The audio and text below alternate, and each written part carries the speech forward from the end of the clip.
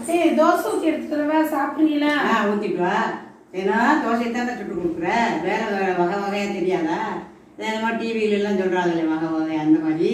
உங்களுக்கு வகை வகையாக சுட தெரியுமா தோசை? எனக்கு தெரியும், நான் சுடுவேன் 50 வகையில். உனக்கு தெரியுமா அதை சொல்லு. எனக்கு 5 வகை தோசை சுட தெரியும்.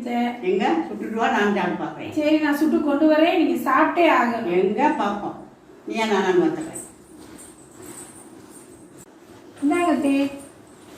என்னது இது? பேப்பர் தோசை தே. சரி சாப்பிடுங்க. பேப்பர் தோசை. பீட்ரூட் தோசை. இது தக்காளி தோசை. இது வெங்காய தோசை. இது பொடி தோசை. சரி, எனக்கு தெரிஞ்ச 5 வகை தோசை சுட்டு கொண்டு வந்திருக்கே தே. சாப்பிடுங்க. அவ்வளோதானா? அவ்வளோதான். சுட்டுட்டேன் தே. கேப்பையில் நெய் வடிதுன்னு சொன்னால் கேப்பாருக்கு எங்கே வச்சு குத்தி நீ இப்படி ஏடா கூடமா ஏதாவது பண்ணுவேன்னு எனக்கு தெரியும்.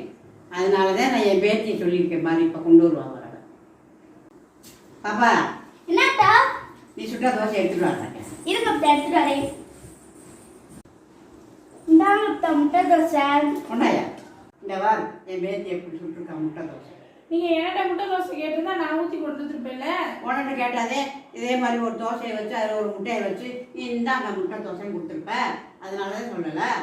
சரி, இனிமே உங்க பேத்தியவே தோசை ஊற்ற சொல்லி நீங்க சாப்பிடுங்க. அப்படியே எனக்கு 2 தோசையை ஊற்றி கொடுத்துங்க. இந்த தோசையை நானே சாப்பிட்டு போயிடுறேன். பேத்தியவே தோசையை ஊற்ற சொல்லி அவங்க பாட்டி சாப்பிடட்டும். நம்மளை வகை வகையாக தோசையை ஊற்றணும் பாடா படுத்துறது. எப்படி நம்ம ஐடியா?